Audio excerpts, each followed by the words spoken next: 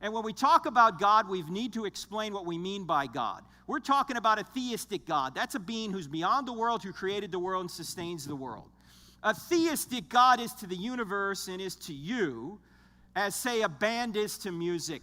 If there was a band up here, which will be playing here tomorrow, they're playing the music. As soon as they stop, what happens to the music? Music's over. Same thing is true about God. God is not a creator God who creates the universe and then leaves it. That's deism. God creates the universe and then sustains it, and is sustaining the universe and you and me right now. That's the kind of God we're talking about. And when we say you're made in the image of God, what does that mean? Doesn't mean you look like God, because God is not a physical being. It means you're a person like God, that you have mind, emotion, and will. And his attributes of mind, emotion, and will are on you. They're on me. They're on human beings. That's what we mean by made in the image of God. Now, what is the evidence that this God actually exists? We're going to talk about 3 arguments. 2 of them have scientific evidence behind them. One is more philosophical in nature. The first argument is the argument for the beginning of the universe, known as the cosmological argument. And this is the argument that says that if the universe had a beginning, it must have had a beginner. The second argument is the argument from design, known as the teleological argument. It says if the universe is designed and you are designed, there must be a designer. Again, these are arguments that have scientific evidence behind them. The third argument, however, is more philosophical in nature, yet it's the argument we've all known since we were very small children. And it's the argument from morality known as the moral argument. And it says if there's one thing morally wrong out there, like it's wrong to torture babies for fun, or it's wrong to murder 6 million people in a Holocaust, then there has to be a God. Why? Because if there is no God, if there is no authoritative moral standard beyond humanity, then that's just your opinion against, say, Hitler's opinion. Or that's just your opinion against the baby torturer's opinion. You see, if there's no standard beyond humanity, everything's just reduced to personal preference. And we all understand there are certain things that are really right and other things that are really wrong. If that's the case, God exists. But let's start here at point 1, the cosmological argument. And this is the argument that many say points back to the big... Now, some of you are going, Frank, we're Christians from Oklahoma. We don't believe in the Big Bang. You guys don't believe in the Big Bang? I believe in the Big Bang. I just know who banged it. In fact, the evidence for the Big Bang is indeed quite good. You even have atheistic scientists admitting this. For example, Stephen Hawking, an atheistic scientist, says almost everyone now believes that the universe and time itself had a beginning at the Big Bang. Now, Hawking tries to come up with another explanation for how space, time, and matter came into existence out of nothing, but even he admits that the evidence is there that space, time, and matter had a beginning. Alexander Vilenkin, a Russian cosmologist who's an agnostic, put it this way: with the proof now in place, cosmologists can no longer hide behind the possibility of a past eternal universe. There is now no escape. They have to face the problem of a cosmic beginning. Now, Vilenkin believes in the multiverse, that there are many universes out there, but even he admits this, that even if there are other universes out there which we can't detect, he says the whole show, all the universes together, need an absolute beginning. So he admits that there has to be a beginning to the universe. He'll try and come up with another explanation other than God, but the evidence is what he admits. Now, what is the evidence that is having these and other scientists admitting that space, time, and matter had a beginning? All this scientific evidence is in the book, chapter 3. I don't have enough faith to be an atheist. I don't have time to go through the details here this morning. I'm just going to list the evidence so you'll have something to think about. And then when you get the book, it'll be much easier to go through. It's in an acronym, SURGE, S-U-R-G-E. Each letter stands for another line of evidence. The S stands for the second law of thermodynamics. The U stands for the fact that the universe is expanding. The R stands for the radiation afterglow. That's the remnant heat from the initial Big Bang explosion. It was discovered by 2 scientists working at Bell Labs in Holmdel, New Jersey, back in 1965. They won Nobel Prizes for that.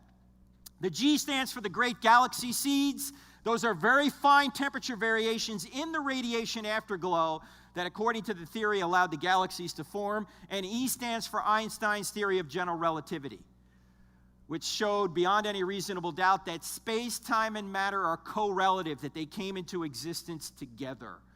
Now, again, all the details are in the book as to why this shows the universe had a beginning. But it's really not controversial that the universe had a beginning. The controversial part is what caused the universe to have a beginning, okay? This led this man, Robert Jastrow, an agnostic astronomer, to write a book called God and the Astronomers back in the late 70s, which he updated back in 1992. He said this in his book, and on page 1 of the book he says, I'm an agnostic on religious matters, meaning, look, I don't know whether God exists or not, but here's what he writes in the book. The astronomical evidence leads to a biblical view of the origin of the world. The essential element in the astronomical and biblical accounts of Genesis is the same. He went on in an interview to say that there are what I or what anyone would call supernatural forces at work is now, I think, a scientifically proven fact. Now, why would an agnostic astronomer say it's scientifically proven that supernatural forces are at work? Why couldn't nature have created the universe? Because nature was created. Nature's the effect. Nature can't be the cause. There was no nature. There was no space, matter, or time, or more properly, space, time, or matter. There was nothing. What is nothing? Aristotle had a good definition of nothing. He said, nothing is what rocks dream about. That's nothing. No space, no matter, no time. It wasn't just Jastrow who said these kind of things. Every one of these gentlemen has won Nobel Prizes in physics. None of them are Christians. First one is Arno Penzias, who discovered the radiation afterglow. He said, the best data we have concerning the Big Bang are exactly what I would have predicted had I had nothing to go on but the 5 books of Moses, the Psalms, and the Bible as a whole. His colleague, Robert Wilson, said, certainly there was something that set it all off. I can't think of a better theory of the origin of the universe to match Genesis. George Smoot, who taught at UCal Berkeley, put it this way. He said, there is no doubt that a parallel exists between the Big Bang as an event and the Christian notion of creation from nothing. Now, if the universe had a beginning, it seems it must have had a beginner. Now, this is the scientific evidence the universe had a beginning. Let me give you a line of philosophical evidence that the universe had a beginning. Let's take a look at a timeline. Here's a timeline. Here's the present right here. And there's yesterday, there's the day before yesterday, and there's last week. And let's say we don't know how far into the past this timeline goes. First question I have for you, could this timeline be infinite into the past? The answer is no. Why? First of all, what is the definition of an infinite? Something that has no end. But here's the end of the timeline, right? You can't have a timeline, an infinite timeline that has an end to it. Also, you can't add to an infinite, because tomorrow we're going to add another day to this timeline, and the day after that we'll add another day, and the day after that we'll add another day. You get the idea, we're adding here. Also, and this will really make you think hard, today never would have gotten here if there were an infinite number of days before today. Think about that for a minute. Why? Because you could always live another day before today got here. If there is an infinite number of days before today, you'd always have to live another day before today got here. Remember, you just can't traverse an infinite. There's always another day to live. Now, that certainly can give you intellectual constipation, if you think about that long enough. But this argument, I think, is philosophically inescapable, that, in effect, time had a beginning. If the past were infinite, today never would have arrived. And isn't it interesting, on at least 4 occasions, Paul talks about time having a beginning. Time had a beginning. If time had a beginning, whatever caused the universe must be timeless. Now, if the universe had a beginning, it must have had a beginner. The evidence leaves us with one of the following 2 options. Either no one created something out of nothing, that's the atheistic view, or someone created something out of nothing, that is the theistic view. Now, my only question is this: which view is more reasonable? That no one created something out of nothing, or that someone created something out of nothing? I think number 2, right? I was at Texas A&M, and one atheist said, oh, no, I think number 1 is more reasonable. I said, number 1? Let's take a look at number 2 for a second. Number 2 says someone created something out of nothing. Now, that is a miracle, but at least you have a miracle worker. You've got someone. Number 1 is a miracle with no miracle worker. That's clearly absurd. I said to the audience that night at A&M, I said, to show you how seriously we all take the law of causality, and oh, by the way, the law of causality does not say everything needs a cause. The law of causality says everything that comes to be needs a cause. There has to be an uncaused first cause. Aristotle would call it the unmoved mover. There has to be something that's self-existent, that got everything in motion and sustains it in motion. That's exactly what we mean by God. But if the universe had a beginning, then it must have had a beginner. So I said to the audience that night, I said, to show you how seriously we all take the law of causality, that things don't pop into existence out of nothing and by nothing, there is nobody sitting here in this auditorium tonight who is currently worried that as you sit here, a hippopotamus has appeared out of nothing without a cause and is currently defecating on your pillow. You don't worry about that. In fact, you don't worry about a raging Bengal tiger appearing right here in this aisle and taking people out, right?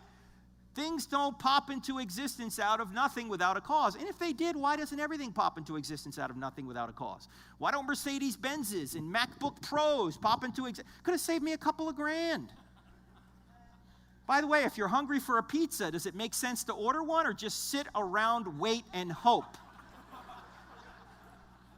Talk about faith. It's the atheists that have to have all the faith, all the unreasonable faith. So the only question is, which view is more reasonable? Now, you say, well, how do atheists respond to this? Poorly. You know what atheists try and do? They try and just say we're one of many universes out there, and we just happen to look like we were created and designed. And so they come up with what's called the multiverse theory. And in fact, this was graphically illustrated quite beautifully by National Geographic a number of years ago. Here is their rendition of the multi-universe theory. Self-generating universes, multiple universes grow like branches from a tree trunk in a model that allows the universe to create itself. Hello, McFly. Can you create yourself? No, you can't create yourself. You have to exist prior to creating anything. I don't know about you, but I'm not going to let some graphic artist down at National Geographic draw some sort of demented French horn to get me to believe that's how we got here. One scientist very early on in the article said, it's sort of like we're brushing our ignorance under the rug of the very early universe. He's absolutely right. Look, if space, matter, and time had a beginning, the cause can't be made of space, matter, and time. The cause must be spaceless, timeless, and immaterial. Also powerful to create the universe out of nothing. Also intelligent, as we'll see here in a minute, because he did it with extreme precision. Also personal, to decide to create. So when you think about a spaceless, timeless, immaterial, powerful, intelligent, personal cause, who do you think of? God. That's what we mean by God. As Aquinas would say, that's what all men know to be God.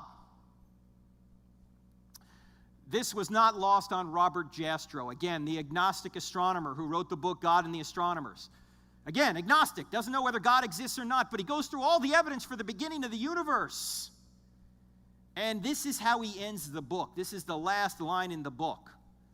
He says, for the scientist who has lived by his faith in the power of reason, the story ends like a bad dream. He has scaled the mountains of ignorance. He's about to conquer the highest peak. As he pulls himself over the final rock, he's greeted by a band of theologians who've been sitting there for centuries. No doubt reading Genesis 1:1, in the beginning God created the heavens and the earth. Now, can anyone give me any good reason why we ought not be teaching this surge evidence in our government school system, in our public schools? Did I say anything about the reason we believe this is true is because the Bible says so? No, I'm simply saying it's congruent with the Bible. It agrees with the Bible. But you don't need the Bible to know it. This is just evidence. That's all it is. Let the kids decide what they do with the Creator, if there is a Creator. In fact, our founding document says what? We hold these truths to be self-evident that all men were created and endowed by their Creator with certain unalienable rights. Well, we can't teach that in the government school system anymore? Is the Declaration of Independence unconstitutional? In fact, what do you think Thomas Jefferson would do, who wrote the Declaration of Independence? What do you think he would do if he were to come back today? Remember, he's the man who said taxation without representation is tyranny. What do you think he would do today if he were to come back and say and see that his tax dollars were going to pay public school teachers to teach his kids that his Declaration of Independence was in effect unconstitutional? I think he'd start the Second American Revolution. What are you talking about? That's how far we've fallen. By the way, do you want to know whose fault that is? It's the church's fault. We haven't been to church for the past 100 years. We're too worried to say anything about anything. We're too worried to stand up and defend anything. Somebody may call us a name. We can't have that. You'll see why this afternoon. Greg is going to show you some great ways to deal with name calling. You simply say, I know what you are, but what am I? No, he's got more sophisticated tactics than that. You'll see, all right?